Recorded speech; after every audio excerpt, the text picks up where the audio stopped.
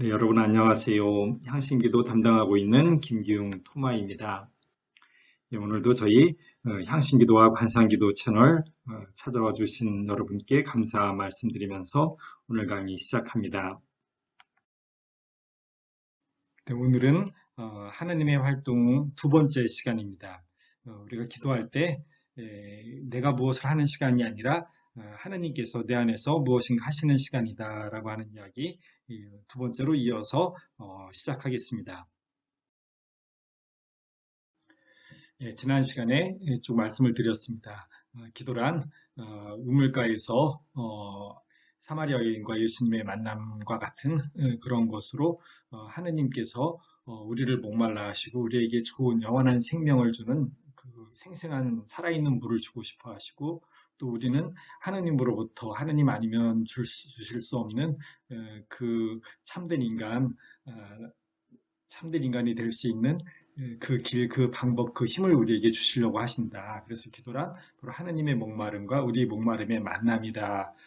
라고 하는 말씀을 드렸습니다. 페르시아 신비주의신 아주 유명한 잘랄루딘 루미라고 있습니다. 루미라는 이름 다 들어보셨을 겁니다. 이분이 남긴 글 중에 이런 글이 있습니다. 하느님께서 내게 이르기를 그대는 내 바다의 한 방울 물, 더 이상 말하지 말게. 그냥 잠겨들게나. 그때 그대의 영혼일랑 조가비 마냥 진주로 가득 차리. 기도에 관해서 정말 아주 핵심을 우리에게 잘 표현을 해주는 것 같습니다. 음, 하느님을 만나는 기도란 무엇이냐? 마치 우리 한 방울 물과 같은 우리가 바다, 하느님이라고 하는 바다에 잠겨드는 것이다. 물 한 방울이 할 수 있는 일은 아무것도 없다. 하지만 우리가 하느님 바다의 물 한 방울이 되어서 하느님에게 안겨 있을 때, 그때 하느님이 우리에게 좋은 진주를 마련해 주신다. 내가 진주를 만드는 게 아니라 하느님이 바다가 그 조개 안에 진주를 만들어 주는 것처럼, 그렇게 하느님이 우리 안에 좋은 진주를 만들어 주신다. 기도 시간의 주도권은 우리 인간이 아니라 하느님이시다. 그 기도 중에 하느님께서 우리 안에 이 좋은 것, 이 진주 같은 이 좋은 것을 우리에게 마련해 주시는 시간이다. 우리는 기다리고 하느님께 내 자신을 내어 맡기고 기다리고 있으면 된다라고 하는 것이죠. 어, 전통적으로 기도를 이렇게 이해하고 이런 식으로 기도하는 것, 내내 가르침이 있어 왔고요. 그것을 우리는 향신기도 또는 관상기도라고 이렇게 하는 것에서 똑같이 이야기를 하고 있습니다. 사실 우리 매일 미사 사순 제4주일 토요일 본기도에 시부님이 이렇게 기도하십니다. 주님, 주님께서 도와주지 않으시면 주님의 뜻을 따르지 못하오니 자비를 베푸셔 저희 마음을 이끌어 주소서. 하느님께서 우리를 도와주시기 때문에 우리가 하느님의 뜻을 이룰 수 있다. 그분의 도우심으로 우리는 하느님의 뜻을 이룰 수 있는 사람이 된다. 우리 힘으로 하느님의 뜻을 이루는 것이 아니라 하느님께서 우리를 도와주신다. 우리를 도와주시고자 하는 그 하느님께서 우리에게 우리가 좋은 것을 하실 수 있게 우리에게 힘을 주시고 싶어 하신다라고 하는 것, 똑같은 차원이죠. 그래서 기도란 바로 이렇게 우리를 도와주시려고 하는 하느님에게 나를 내어 맡기는 시간이다라고 이해하면 될 것 같습니다. 그런 예를 하나 들어보도록 하겠습니다. 우리가 무엇을 하는 것이 아니라 하느님께서 당신의 뜻을 이룰 수 있도록 하느님께서 도와주신다라고 하는 이야기입니다. 사람은 무엇으로 사는가라고 하는 글인데요. 독일 한인성당의 한 자매님의 이야기입니다. 독일에서 같이 사는 한국 신자 이웃 이야기이다. 항상 피곤해지는 표정은 그녀가 살아온 날들을 가늠하게 만든다. 그녀는 자주 정원이 딸린 우리 집에 들르곤 한다. 그런데 요즘 들어 부쩍 왜소해진 그녀의 어깨가 안타까워 눈물이 날 것 같으면 막 갈아내린 원두커피의 진한 향으로 마음을 위로한다. 시골 유지의 딸이었던 그녀는 서울로 유학을 와 대학을 마쳤다. 너도 나도 잘 살아보자던 새마을 운동 물결이 한창일 때 그녀는 자신이 동경하던 이국의 삶이 무엇인지 채 알기도 전에 비행기를 탔다. 문화와 언어의 장애를 넘어 간호사로서 자신의 일에서 인정을 받아가던 때 남편을 만나 아이를 낳고 평온한 일상을 보냈다. 그러나 남편이 유전적인 뇌세포 소멸에 의한 장애 증세가 나타나면서 고통의 삶은 시작되었다. 20년을 넘도록 모든 것이 불안했고 평화가 없었다. 이 불안정에서 벗어나려는 그녀에게 이웃 할머니의 제의는 어둠 속의 빛이자 구원의 손길이었다. 이웃집 할머니가 무슨 제안을 했을까요? 자식이 없던 할머니는 본인이 자립적인 삶을 못할 경우, 그러니까 아파서 몸져 누워서 이제 뭐 치매가 걸리거나 이렇게 해서 이제 죽음을 맞이해야 되는 그런 일이 생길 경우 간호사인 그녀가 집에서 병간호를 해주어라. 대신 그 대가로 남은 재산을 전부 물려주겠다라고 유언장을 작성을 했던 겁니다. 아마 이 할머니가 가만히 보니까 동양에서 온 자그마한 여자이지만 간호사이고 착하고 아픈 남편 정말 성심성의껏 돌보고 착한 신자이고 뭐 이런 모습을 보면서 이런 생각을 했나 봅니다. 근데 남은 재산을 물려준다는 유언장을 변호사를 통해 작성하고 얼마 되지 않아 거짓말처럼 할머니는 풍을 맞았습니다. 그러면 어떻게 하면 좋을까요?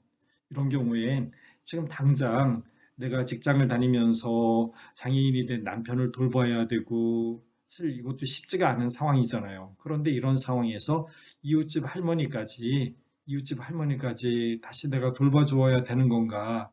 약속은 했지만 내가 지금 이웃 할머니를 돌봐줄 수 있는 상황인가? 결정하기가 쉽지 않았을 것 같습니다. 이 자매님은 결국 이 할머니를 돌보기로 합니다. 병원에서 3교대로 일하며 지친 상태에서 할머니의 대소변을 받아내는 일은 가혹한 일이었지만 메말라가던 그녀는 삶을 포기한 사람처럼 운명에 순종했다. 나는 안타까운 마음에 양로원에 모시고 이제 그만 편해지라고 권유를 했지만 인간적인 약속을 저버릴 수 없다는 그녀의 헌신이 눈물겨웠다. 네, 이렇게 이제 이 할머니를 돌봐주기 시작을 합니다. 그러던 어느 날 할머니의 서류를 정리하던 그녀는 그만 망연자실했다. 할머니는 거짓말을 했고 자신은 이용당하고 있음을 발견했다. 그녀는 모든 희생을 감수하며 약속을 지키려고 애썼지만 할머니는 이미 전 재산을 조카에게 넘겼던 것이다. 남은 것은 옷가지와 매월 들어오는 연금밖에 없었다. 집도 그녀가 살 때까지만 그냥 사용할 수 있는 조건이었다. 얼마나 철저한 배신인가.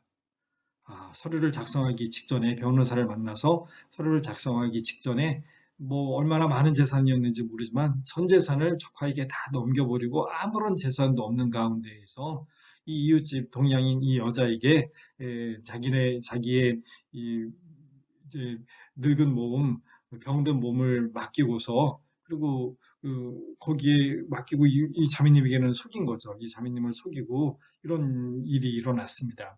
어쩌면 좋을까요? 정말 배신감이죠, 배신감. 이 자매님 입장에서는 자기 생활도 너무나 힘들고 어렵고 고단한데, 그런데 정말 큰 희생을 가지고, 큰 희생의 마음으로 이 할머니를 돌봐드리겠다라고 했는데, 할머니 입장에서는, 할머니 측에서는 거기에 배신으로 이렇게 응했던 것이죠. 응급실 바닥에 앉아 울음을 터뜨리며 돈보다 인간적인 배신이 더 아프다고 했다. 자신의 노후도 생각한 보살핌이었지만 너무나 서운했다. 그렇죠. 배신감과 서운한 마음, 세상에 어떻게 속여먹을 사람이 없어서 이렇게 힘들게 지내는 나를 이렇게 속여먹을까 그런 생각이 들지 않을 수가 없었겠죠. 아, 그런데 그렇게 며칠이 지납니다. 그녀는 그 며칠 동안 얼마나 처절히 기도하였을까. 이 기도 끝에 이 자매님은 어떤 결과에 다다랐을까요? 그 할머니를 어떻게 했을까요?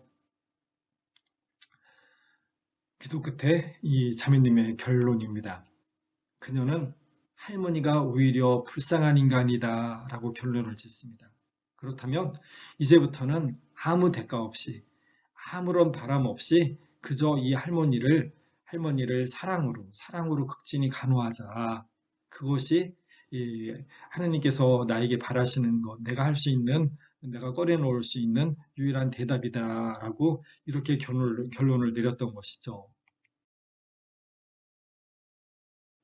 가끔씩 그녀가 밤 근무를 가는 날에는 나도 그녀를 대신해 할머니 간호를 도왔다. 숨을 몰아쉬는 잠꼬대에도 혹시나 하는 마음에 가슴을 졸이기도 했다. 그녀는 언젠가부터 병원 일도 전산화되기 시작하면서 머슴살이보다 더 힘들다며 길게 한숨을 내뱉곤 했다. 하지만 몇 년을 그렇게 희생이 아닌 사랑으로 할머니와의 언약을 지켰다. 지금도 할머니의 묘지를 양심도 없는 사람들과 실랑이를 하며 아름답게 꾸며 유종의 미를 거두고자 한다. 독일에서 그녀의 삶은 고단하였지만 본래의 고운 심성을 버리지 않은 그녀의 일생을 지켜보며 사람은 무엇으로 사는가라는 물음에 답을 찾아본다. 사랑은 고색 창연하지만 결국 헌신이다. 배신한 약속을 알면서도 할머니를 떠나지 못하고 고생한 그녀의 헌신.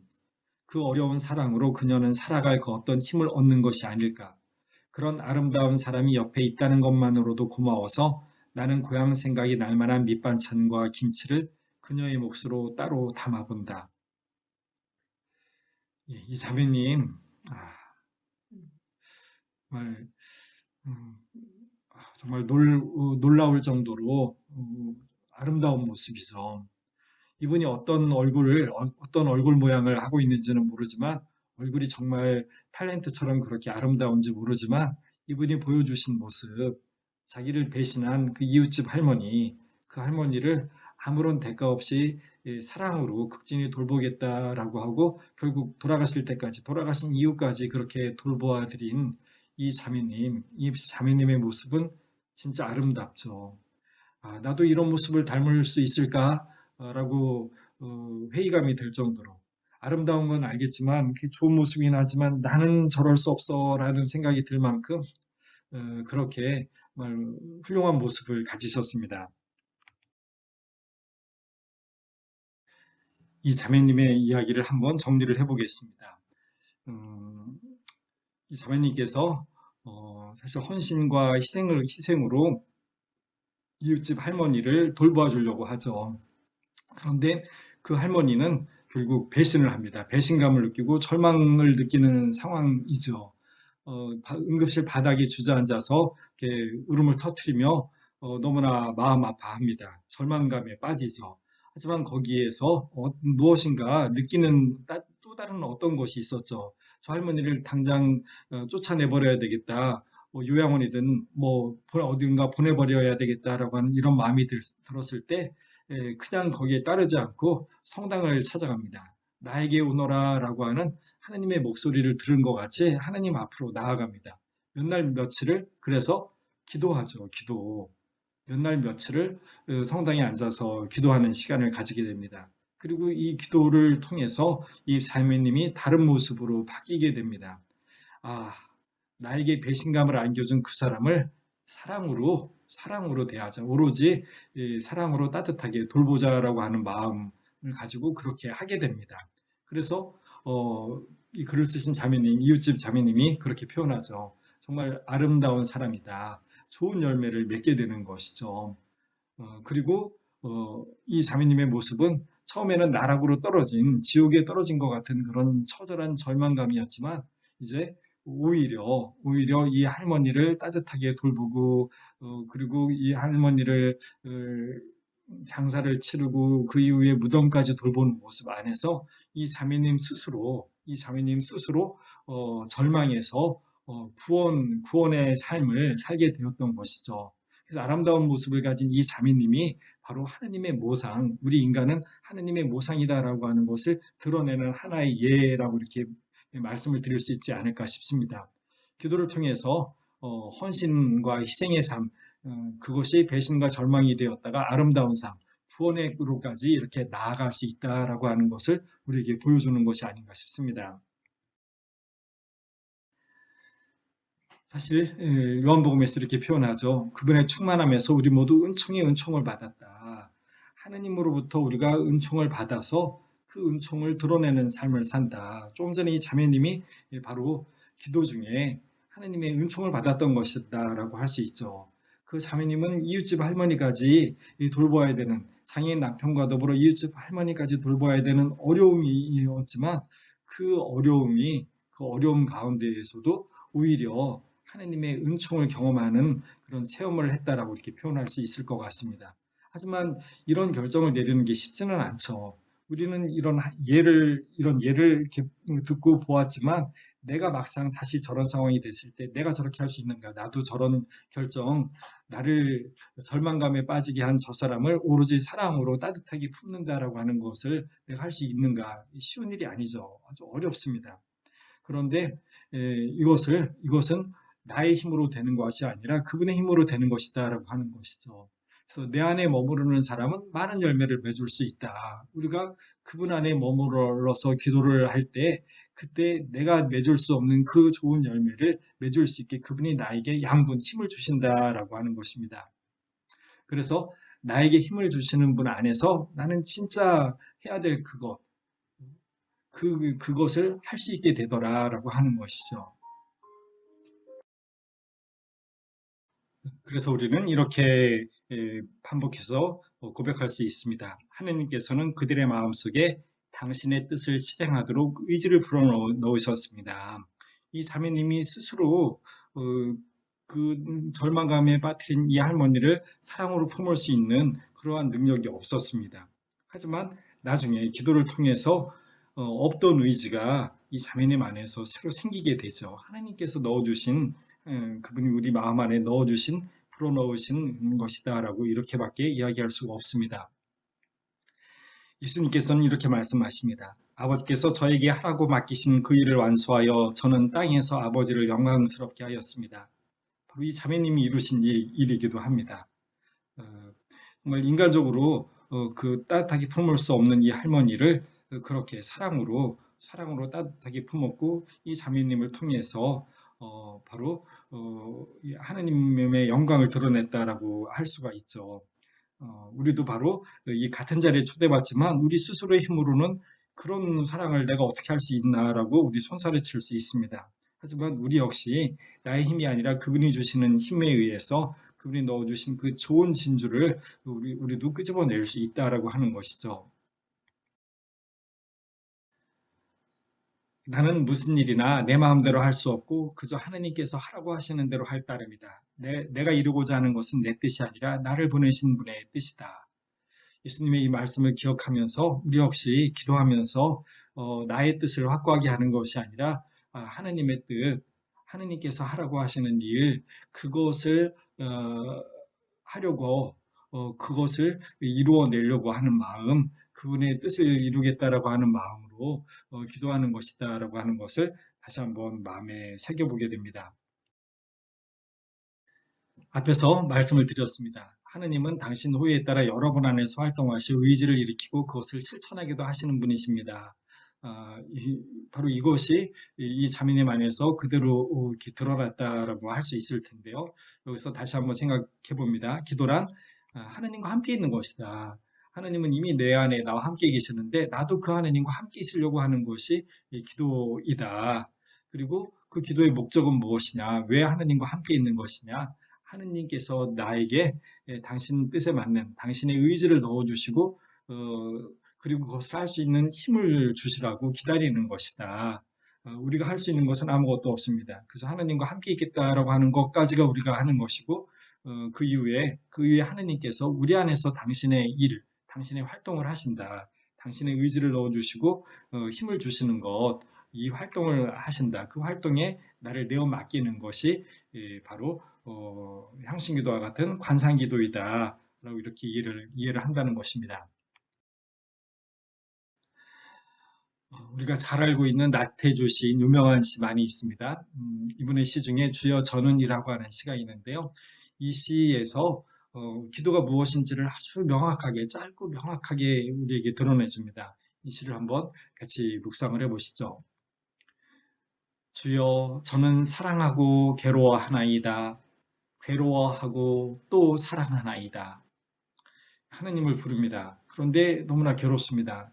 어, 하나님의 사랑으로 사랑을 하고 싶은데 잘 되지 않으니까 괴로워하지만 거기에서 또 다시 새롭게 힘을 내어서 또 사랑해 보려고 노력하고 하지만 잘 안 된다라고 하는 것을 드러내는 것이죠. 그런 가운데에서 이렇게 사랑하려고 하고 괴로워하고 또 사랑하는 가운데서 나의 모습을 이렇게 표현합니다. 장독대에 즐비한 장독들 가운데에서도 금이 가고 귀떨어진 소금 항아리. 나 자신의 모습은 이렇게 더 이상 이제 아무짝에도 쓸모없는 그 금간 소금 항아리와 같이 아무 쓸모도 없는 그런 모습이다라고 그렇게 깨닫게 되는 것이죠. 하지만 그러는 가운데에서도 왜 하느님 주여 하느님을 왜 찾는가? 고쳐 쓰시든지 버리시든지 뜻대로 하소서. 예, 맞습니다. 기도란 바로 이것입니다. 우리가 애타게 하느님을 찾습니다. 우리 나 자신이 이 망가진 휴대폰처럼 고장난 인간이다라고 하는 것을 알죠. 정말 좋은 것을 하고 싶은데 좋은 것이 아니라 악만을 만들어내는 모습이다라고 하는 것을 깨달으면서 하느님을 찾아갑니다. 내가 나를 더 이상 어떻게 할 수 없다라고 하는 것을 알기에 하느님을 찾아가서 저를 고치시든지 버리시든지 하느님 마음대로 하세요라고 하면서 나를 하느님에게 온전히 내어 맡기고 앉아서 기다리는 것이죠. 이것이 바로 짧은 시이지만 이 시가 기도가 무엇인지를 아주 명확하게 우리에게 잘 드러내 보여줍니다.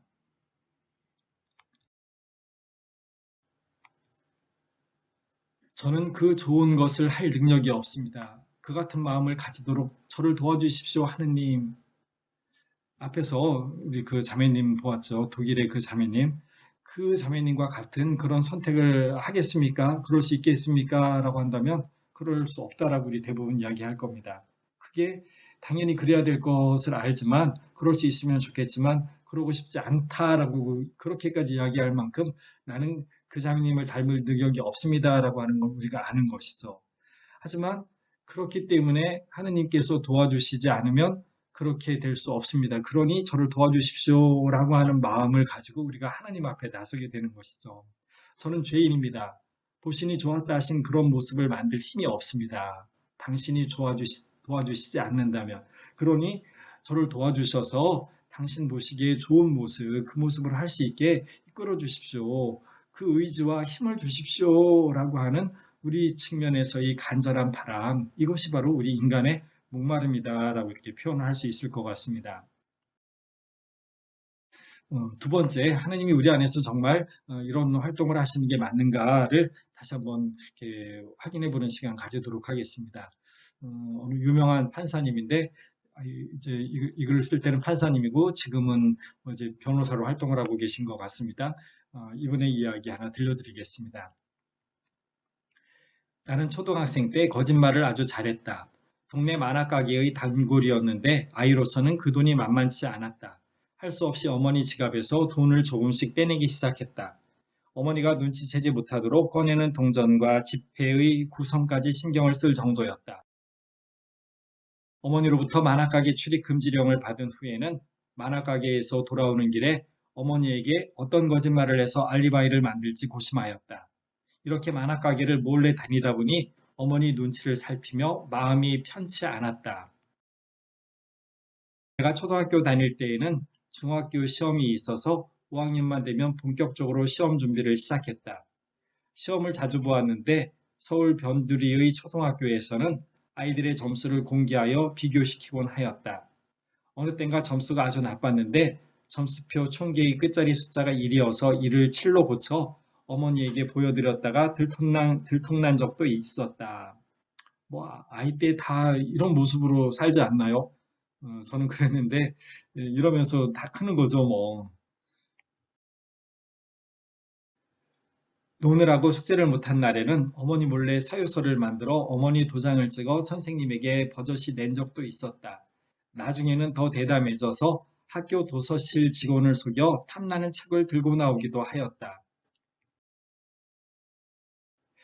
어린이가 성장하면서 거짓말하는 것이 심리적 발달 과정의 일부라고는 하지만 내 경우는 이런 수준을 훨씬 넘어선 것이었다. 어쩌다 하는 거짓말이 아니라 자기 필요를 채우는 방편으로 거짓말을 하는 버릇이 생긴 셈이었다. 그래서인지 자신에 대하여 떳떳하지 못한 느낌과 불안을 갖고 있었던 것 같다. 하지만 겉으로는 정상적인 생활을 하여 중학교에 들어갔고 공부도 열심히 하면서 재미있게 지냈다. 중학교 2학년 가을의 일이었다. 미국의 존슨 대통령이 방한하였는데 우리 학교 학생들도 환영 행사에 동원되어 광화문 거리에서 국기를 들고 기다렸다. 그때 무슨 일인지 한 친구와 몸싸움 직전까지 갈 정도로 심한 말다툼을 하였다. 담임 선생님이 오셔서 왜 그러느냐고 물으셨고 잠시 뒤 내가 생각해도 깜짝 놀랄 대답을 하고 말았다. 거짓말을 했겠죠? 얘가요, 옆에 있는 이 여학생한테 장난을 심하게 해서 말리다가 이렇게 되었어요. 완전한 거짓말이었다. 어떻게 그런 거짓말을 했는지 모르겠다. 나는 담임 선생님의 귀여움을 받는 반장이었고 그 친구는 말썽꾸러기여서 혼내주어도 된다고 생각을 한 데다가 거리에 들뜬 분위기까지 더해져서 그랬던 것일까. 선생님의 만류로 그 친구와 화해를 하였지만 그 친구의 황당해하는 표정은 절대로 잊지 못할 것 같았다.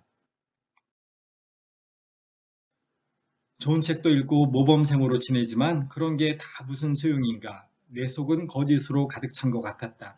초등학생 때 저질렀던 거짓된 일들까지 떠오르면서 마음이 아주 복잡했다. 우울하고 답답한 심정으로 꽤 여러 날을 보냈던 것 같다. 그러던 일요일 아침이었다. 문득 내가 이렇게 거짓말을 한 이유가 무엇일까 하는 의문이 들었다. 곰곰 생각하니 내가 사람들에게 실제의 나보다 더 잘 보이려고 하는 데에 원인이 있었다. 선생님에게 더 잘 보이려고 친구에 관하여 거짓말을 했고 내 점수가 다른 친구 것보다 높아 보이려고 점수를 고친 것 아닌가. 사람들의 눈에 들려고 거짓말을 하는 것이 정말 비겁한 것이라는 생각이 들었다. 그 순간 거짓말을 하고 살기에는 나 자신이 훨씬 귀한 존재라는 어떤 확신이 밀려왔다. 다시는 거짓말을 하며 비겁하게 살지 않겠다고 굳게 마음먹었다. 내가 행동한 대로 내가 책임지면 된다. 남이 뭐라 하든 어떠냐. 용감하고 떳떳하게 살자. 그러자 나의 두 다리에 힘이 들어가 단단해지면서 땅에 두 발로 굳게 선 느낌이 들었다. 우울하던 기분이 사라지고 빛이 다시 비치는 것 같았다. 그날부터 새로운 마음으로 다시 일어날 수가 있었다. 나이가 들었어도 그날 아침을 가끔 생각한다. 그 후에도 여전히 실수나 허영심으로 과장된 말을 하고 후회하는 경우가 있지만 적어도 고의로 거짓말은 하지 않았던 것 같다. 거짓말을 하기에는 나 자신이 훨씬 귀하다는 느낌이 줄곧 나를 지켜주었던 것이다.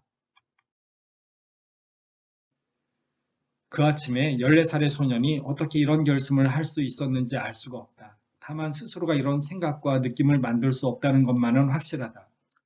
그렇죠. 이분이 어렸을 때 좋은 책을 읽지 못해서 아니면 부모님이나 선생님이나 누구로부터 이렇게 해야 된다, 거짓말하면 안 된다, 뭐 이런 얘기를 못 들었기 때문에 거짓말을 하고 그랬던 것이 아니잖아요. 다 알고 있습니다. 어떻게 하는 것이 좋은지 본인 스스로도 느꼈고 이미 많은 이야기를 들어서 알고 있었습니다. 하지만 그것과 다른 행동들을 계속해 나아갔었죠. 그런데 어느 날 아침에 이렇게 하지 말자, 이렇게 하자라고 하는 이 마음은 그러면 도대체 어디에서 갑자기 찾아온 것인가? 그것을 내 스스로 만드는 것은 아니다. 내 스스로 만들었던 것은 아니다. 만들 수 있는 것이 아니다라고 이분은 이야기를 합니다. 그러면서 이렇게 표현합니다. 사람의 깊은 중심에 하늘과 연결된 존귀한 부분이 있는데 내가 여기에 연결되었던 것이라고 짐작할 뿐이다.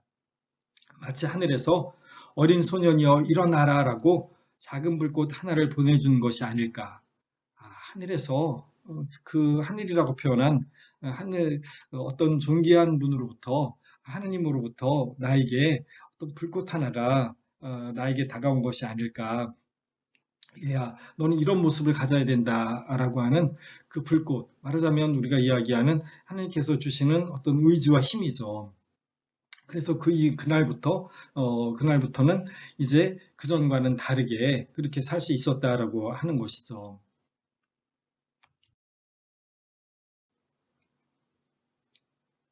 묵시록의 말씀, 하느님께서 그들의 마음속에 당신의 뜻을 실행하도록 의지를 불어넣으셨습니다. 하느님께서 주신 의지로 내가 이제 과거와는 다르게 이런 모습으로 살겠다. 저런 모습은 내가 더 이상 다시 하지 않겠다라고 하는 것, 하느님께서 주신 의지로 가능하다라고 하는 것이죠.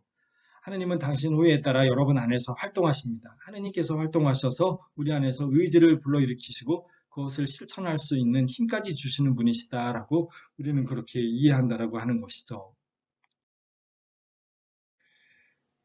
이야기 하나 더 들어드리겠습니다. 이 이야기는 소모님께서 발현하신다라고 하는 곳이 있습니다. 그곳에 끊임없이 많은 분들이 이렇게 순례를 하고 찾아가면서 그곳에서 기도하는데 그 순례단 가운데에서 있었던 일입니다. 어느 날 목격증인 미리아나의 집 마당에 수많은 사람들이 모여 있었다.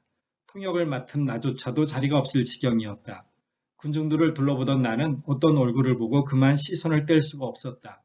내면에서 솟아나는 기쁨으로 가득한 그 얼굴은 마치 안개 속을 뚫고 나오는 햇살처럼 환하게 빛나고 있었다. 나는 그토록 밝고 환한 기쁨에 찬 얼굴을 가진 사람을 본 적이 없었다. 말로 표현할 수 없는 그 기쁨이 얼마나 강렬한지 나는 통역을 하는 것도 잊을 정도였다.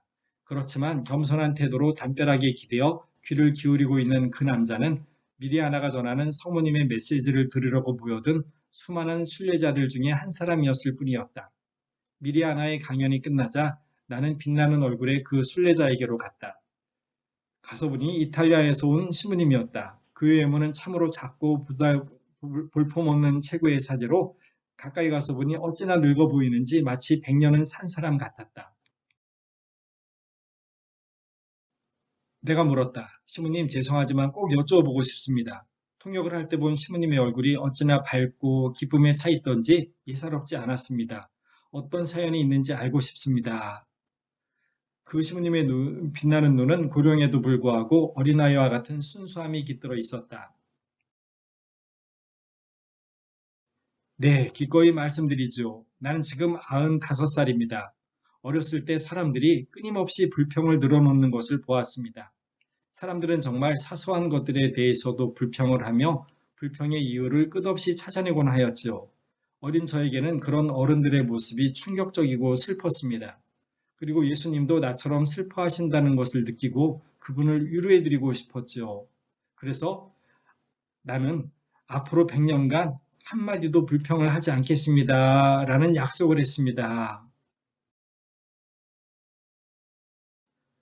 온 힘을 다해 모든 일에 감사드리고 무엇보다도 주님께서 주신 생명의 선물을 찬미하겠다는 결심을 했지요. 수십 년이 지난 오늘 나는 그 약속을 아주 잘 지켰다고 감히 말씀드릴 수 있답니다. 내가 생명을 찬미하며 살아온 지난 수십 년 동안 악령들은 감히 나를 건드리지 못했으며 나는 모든 유혹에서 보호받으며 살아왔습니다. 그래서 이렇게 환한 얼굴, 밝은 얼굴을 가질 수 있었다라고 이렇게 답을 했던 것 같습니다.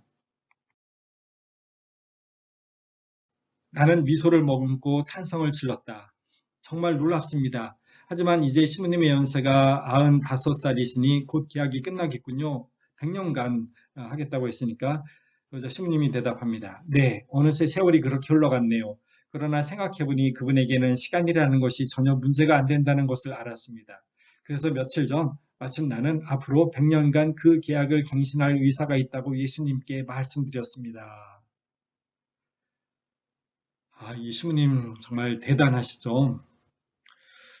여러분은 10살 때 소원이 뭐였나요? 보통 한 10살 때 천연성체 받는데 천연성체 받을 때 소원 한 가지 하는 예수님께 말씀드리면 그러면 그 소원 꼭 들어주신다 그럴 때 딱 그때입니다. 그때 10살 때 여러분의 소원은 뭐였나요?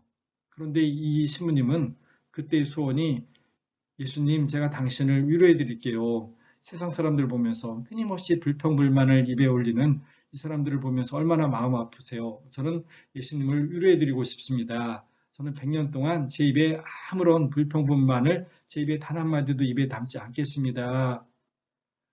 이것이 이 시부님이 10살 때 하신 약속, 10살 때의 소원이라고 하니 도대체 어떻게 이런 차이가 올 수 있는 걸까요? 이수님은 10살 때 어떻게 이런 느낌, 이런 생각, 이런 결심을 할 수 있게 되었던 것일까요?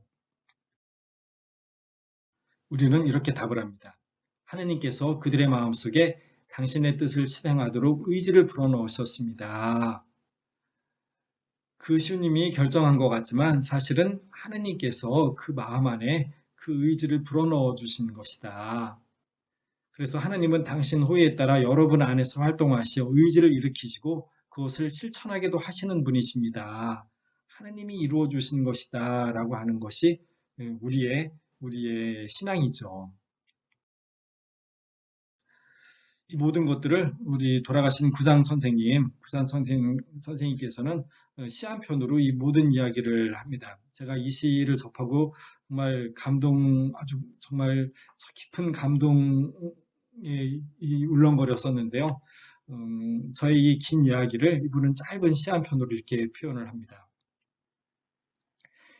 내 마음 저 깊은 어디 한 구멍이 뚫려 있어 저 허공과 아니 저 무한과 저 영혼과 맞닿아서 공이라고밖에는 표현할 수가 없는 그곳으로부터 신기한 바람이 불어온다. 신비한 울림이 울려온다. 신령한 말씀이 들려온다. 우리들은 저 영혼과 즉 하느님과 닿아 있는 그 무엇인가가 있다. 그 선이 하나가 있어서 그 선으로부터 그 선을 통해서 하느님으로부터 우리에게 그 무엇인가가 다가온다. 그것을 신기한 바람, 신비한 울림, 신령한 말씀이라고 했습니다. 우리가 감각적으로 딱 꼬집어서 무슨 소리라고 딱 표현할 수 없지만 하지만 나 자신을 뒤흔드는 하느님의 음성 이런 것들이 존재하죠. 귀를 울리는 음성이 아니라 내 존재 자체를 뒤흔드는 그런 음성이 우리에게 들려온다. 그것을 신기한 바람, 신비한 울림, 신령한 말씀이라고 이렇게 표현을 했습니다. 나는 어린이가 되어 말 이전의 말로 이에 응답할지 온 세상 모든 것이 제자리에 제 모습을 하고 총총한 별이 되어 빛을 뿜으며 나는 나의 불멸을 실감하면서 삶의 더없음이 오히려 소중해지며 더없이 행복하구나. 그 어떤 신기한 내 존재 자체를 뒤흔드는 어떤 신비한 말씀, 그 말씀에 우리가 응답할 때 그걸 앞에서 제가 예를 들었던 이 세 가지 예에서 그런 모습을 가지죠. 독일의 그 자매님께서 저 할머니를 사랑으로 보듬어 주자. 저 할머니를 사랑으로 네가 보듬어 줄 수 없겠느냐라고 하는 그 어떤 신비한 내적인 음성에 응답을 하게 되죠. 그랬을 때 그 여인은 그냥 한 아줌마가 아니라 정말 아름다운 한 사람이 됩니다. 그래서 이웃집 자매님, 글을 쓰신 자매님이 표현하시죠. 이렇게 아름다운 사람이 옆에 있는 것만으로도 고맙다. 하나님 보시니 참 좋았다라고 하는 그 모습입니다. 그에게서 빛이 나죠. 그래서 온 세상 모든 것이 이 하나님의 음성이 우리를 뒤흔드는 그분의 음성에 그분의 이끌림에 끌리게 될 때 그의 응답을 해서 그에 맞춰서 살아갈 때 그럴 때 태초에 하나님이 보시니 좋았다라고 하는 그 모습, 빛을 내는 그 모습을 가질 수 있게 된다. 두 번째, 세 번째 이야기 마찬가지입니다. 그래서 나는 죽을 수밖에 없는 인간이지만 이 삶의 덧없음이 오히려 감사하다. 내가 왜냐하면 영혼과 하느님과 맞닿아 있는 존재이다라고 하는 것을 우리가 살면서 깨달을 수 있기 때문에 내 마음으로 하느님과 연결되어 있어서 그분이 나를 내가 할 수 없는 그 일에로 초대를 하시고 나를 불러주시고 그리고 그 일을 할 수 있도록 도와준다라고 하는 것을 우리 살면서 이미 체험을 하기 때문에 이 삶이 끝나고는 그렇게 체험했던 하느님과 하나가 되는 것 그거에 대한 희망을 굳건히 할 수 있다라고 하는 것이죠.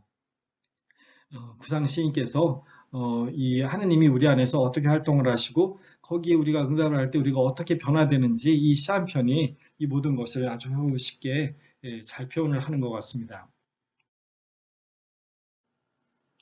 하느님께서 우리 안에서 어떠한 활동을 하시는지 이 동상을 통해서 한번 생각해보는 시간 가지겠습니다. 일본의 유치원인 것 같습니다. 학부모님들이 이렇게 계시고 실내에서 운동회 같은 걸 하는데 아이가 더 넓기를 제대로 하지 못하고 있습니다.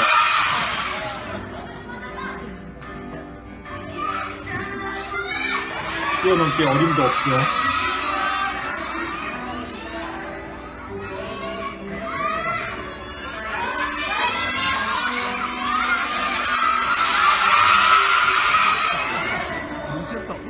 몇 차례 시도를 해도 뛰어넘지를 못합니다. 그런데도 선생님은 다시 또 하라고 시키죠.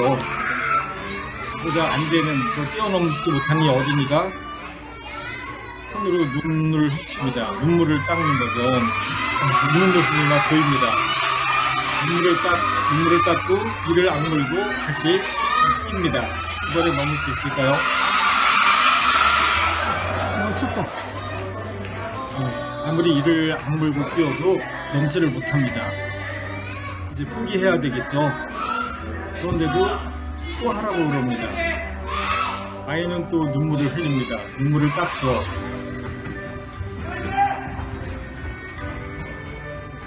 친구들이 나오네요.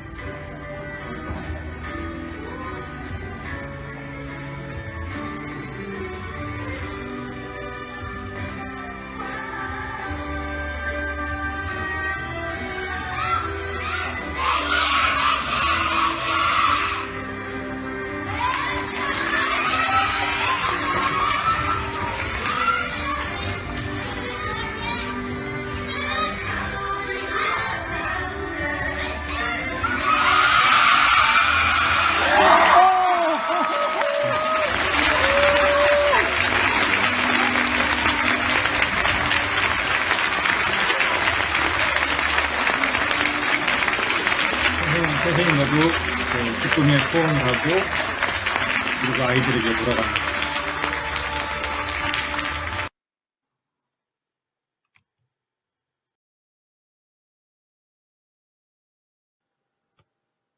그래서 우리는 이렇게 이야기를 듣습니다. 너희는 나 없이 아무것도 하지 못한다.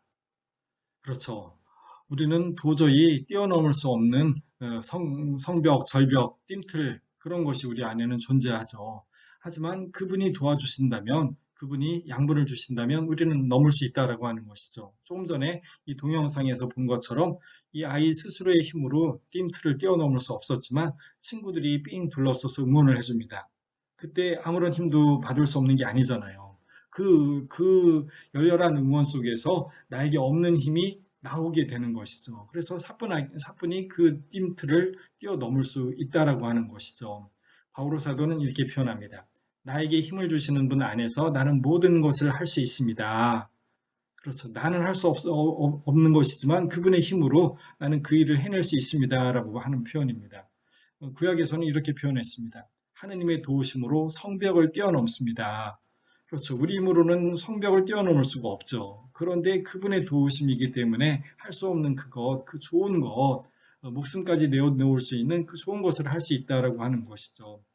사실 우리 역사에서 그렇게 많은 순교자들이 그렇게 아름답게 목숨을 내어 바칠 수 있었던 것, 그 모습 보면서 나도 그럴 수 있다라고 생각하는 사람 거의 없지 않겠습니까? 하지만 나는 못하지만 그때 하느님의 도움이 있기 때문에 하느님의 도움으로 그렇게 목숨까지도 기꺼이 내어놓는 것들이 우리 역사 안에서 끊임없이 계속될 수 있었다라고 하는 것이죠. 하느님의 도우심으로 성벽을 뛰어넘습니다. 그 하느님의 도우심을 기다리는 시간, 하느님께서는 우리를 그렇게 도와주시는 그런 활동을 하시라고 기다리는 시간이 바로 관상기도이다라고 하는 것입니다. 하나님께서는 우리 안에서 힘차게 활동하시면서 우리가 바라거나 생각하는 것보다 훨씬 더 풍성하게 베풀어 주실 수 있는 분이십니다. 예, 그렇게 하느님 안에서 머무를 때 이제 하느님이 활동하신다. 더 풍성한 은총, 더 큰 힘을 주시는 분이시다라고 하는 것이죠. 나는 내 안에서 힘차게 작용하시는 그리스도의 기운을 받아서 열심히 노력하고 있습니다.